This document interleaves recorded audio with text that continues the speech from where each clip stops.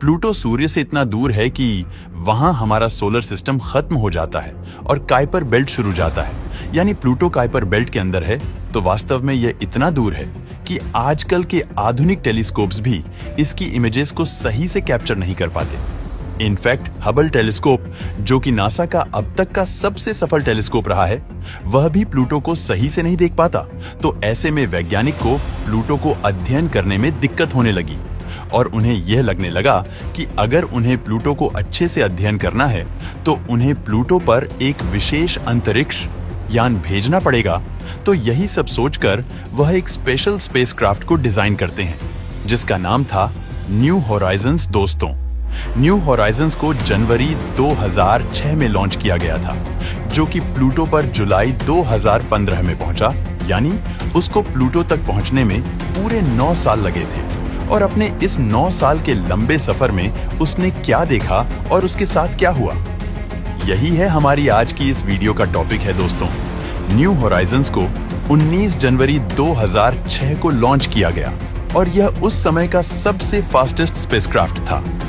इसकी स्पीड एक जेटलाइनर से भी 50 गुना ज्यादा थी और यह इतना फास्ट था कि इसने चांद के ऑर्बिट को भी सिर्फ 9 घंटों में ही क्रॉस कर लिया था। डॉक्टर एलन स्टर्न, जो कि इस मिशन को लीड कर रहे थे, उनका यह कहना था कि न्यू होराइजन्स वाकई में बहुत फास्ट था, क्योंकि जब वह छोटे थे तो चांद पर अपोलो मिशन को जाने के लिए भी पूरे 3 दिन लगते थे, लेकिन वहीं न्यू होराइजन्स को सिर्फ 9 घंटे लगे, जो कि एक अमेजिंग स्पीड थी। खैर, न्यू होराइजन्स सिर्फ 9 घंटों में ही मून के ऑर्बिट को क्रॉस कर लेता है और उसके ठीक 4 महीने बाद वह मार्स के ऑर्बिट को भी क्रॉस करके जुपिटर की तरफ निकल पड़ता है। दोस्तों, जब न्यू होराइजन्स मंगल का ऑर्बिट क्रॉस करके जुपिटर के पास पहुंचा, तो उसने जुपिटर की ग्रेविटी का उपयोग करके एक स्लिंग शॉट क्रिएट किया, जिससे उसकी स्पीड 20% बढ़ गई और उसका सफर 3 साल और कम हो गया। यानी जहां उसे प्लूटो पर 12 साल में पहुंचना था, वहीं उसने जुपिटर की ग्रेविटी का यूज किया और 12 साल की बजाय सिर्फ 9 साल में ही प्लूटो पर पहुंच गया। टॉपिक पर वापस आते हैं। दोस्तों, जब न्यू होराइजन जुपिटर के ऑर्बिट में पहुंचा, तो उसने जुपिटर और उसके 4 सबसे बड़े चंद्रमाओं की तस्वीरें भी ली, जो हैं गैनीमीड, आयो, यूरोपा और कैलिस्टो। ये चारों चांद जुपिटर के सबसे बड़े चांद हैं, तो इसीलिए ये बहुत ही खास हैं। दोस्तों, न्यू होराइजन ने जुपिटर के साथ साथ इन सभी मून्स की तस्वीरें ली और उसके बाद वह जुपिटर के ऑर्बिट से भी निकल गया। और जैसे ही न्यू होराइजन जुपिटर के ऑर्बिट से बाहर निकला, तो इसको हाइबरनेशन मोड पर स्विच कर दिया गया। अभी हाइबरनेशन क्या है?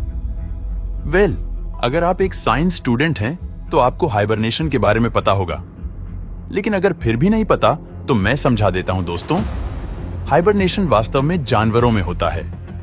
जब ठंड बहुत ज्यादा हो जाती है तो कुछ एनिमल्स अपने आप को ठंड से बचाने के लिए गहरी नींद में चले जाते हैं, जिसे कहा जाता है हाइबरनेशन। हाइबरनेशन की वजह से बॉडी का तापमान काफी गिर जाता है और बॉडी के सारे केमिकल प्रोसेस धीमे हो जाते हैं, जैसे दिल की धड़कन और ब्लड फ्लो आदि। हाइबरनेशन के चलते न ही एनिमल्स को ज्यादा भूख लगती है और न ही उन्हें ज्यादा एनर्जी की जरूरत पड़ती है, जिसकी वजह से वह सर्दियों में ज्यादा से ज्यादा सरवाइव कर पाते हैं।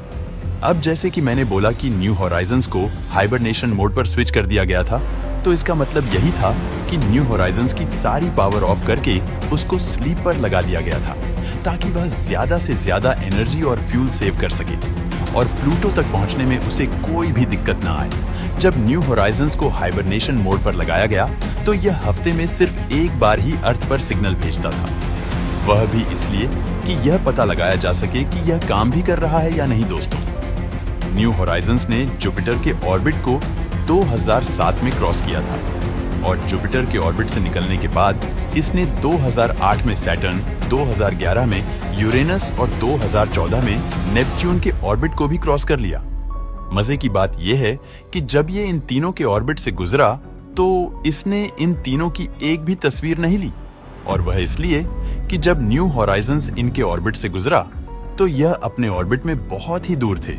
जब न्यू होराइजन सैटर्न के पास से गुजरा, तो सैटर्न एक 0.42 बिलियन किलोमीटर दूर था। ऐसे ही यूरेनस 2.97 बिलियन किलोमीटर। और रही बात नेपच्यून की, तो नेपच्यून 4.40 3 बिलियन किलोमीटर दूर था। तो यही वजह थी कि न्यू होराइजन इनमें से किसी भी प्लैनेट की तस्वीर को कैप्चर नहीं कर पाया और जुपिटर से वह सीधा प्लूटो पर ही गया। दोस्तों, न्यू होराइजन पूरे 9 साल तक सफर में रहा और अपने 9 साल के इस लंबे सफर के बाद आखिरकार वह काइपर बेल्ट में पहुंच गया।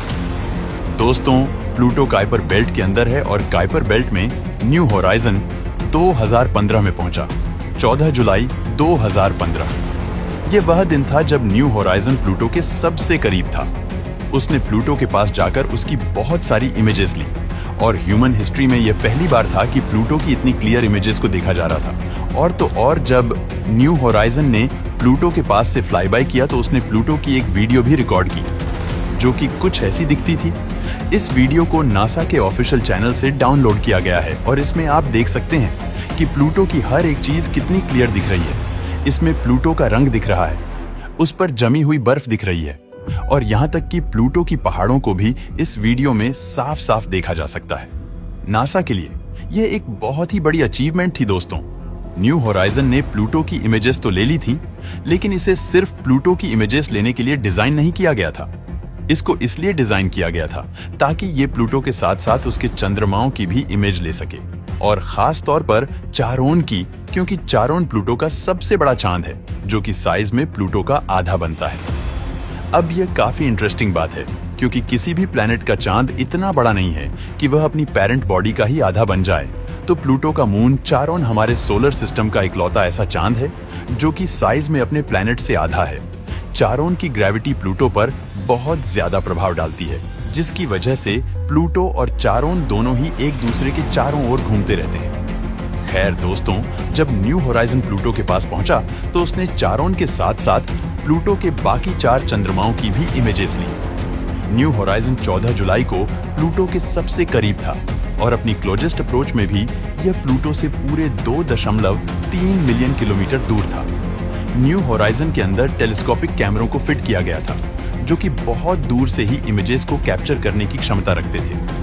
यही वजह थी कि न्यू होराइजन प्लूटो की इतनी क्लियर इमेजेस को कैप्चर कर पाया और साथ ही वह प्लूटो के मूनस की इमेजेस को भी ले पाया। तो यह है प्लूटो के चंद्रमाओं की वह इमेजेस जो न्यू होराइजन ने ली थी। पहले नंबर पर चारोन है जो कि सबसे बड़ा है, सेकंड निक्स है, निक्स से छोटा हाइड्रा है, हाइड्रा से छोटा केरबेरोस है और आखिर में सबसे छोटा है स्टाइक्स। तो यह सब इमेज बिल्कुल रियल है जो कि न्यू होराइजन ने प्लूटो के पास जाकर ली थी। चारोन की इमेज तो काफी क्लियर है, लेकिन बाकी मून्स की इमेजेस काफी ब्लर हैं क्योंकि एक तो ये काफी छोटे थे। दोस्तों, न्यू होराइजन्स आज भी कुइपर बेल्ट में है और आज भी वह अपना आगे का सफर तय कर रहा है। ना जाने उसका ये सफर और कितना लंबा होगा और ना जाने वो आगे और किन किन चीजों को देखेगा। दोस्तों, वीडियो पसंद आया हो तो लाइक और शेयर करें और